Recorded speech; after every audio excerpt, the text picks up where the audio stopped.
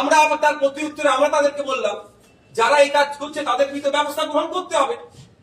অন্যথায় আমার নামে যদি আমি জীবিত আমাকে ডেথ বলে ঘোষণা করে দেয়, আমি স্বাভাবিকভাবে আতঙ্কিত হয়ে যাব।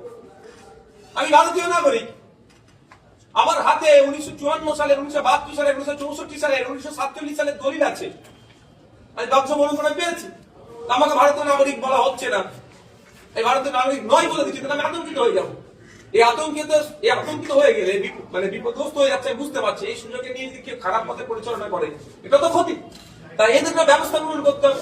উনি ডিএম স্যারকে নির্দেশ দিচ্ছেন যে এগুলোকে খুঁজে বার করা হোক কোথায় এইগুলো কি কি হচ্ছে এবং তাদের বিরুদ্ধে ব্যবস্থা গ্রহণ করবে। এবং আমরাও বলেছি সহযোগিতার জন্য কোন বুথ, কোন বিএলও, কোন এআরও তাদের পার্টিকুলারস আমরা নোট করে আমরা সিও স্যারের কাছে পাঠাবো যে এই বুথে আমরা এখন পর্যন্ত খবর পাচ্ছি, বিএলওর নাম, তার কন্ট্যাক্ট নাম্বার, ইআরও বা এইআরও যিনি আছেন তার ডিটেলস আমরা দেবো।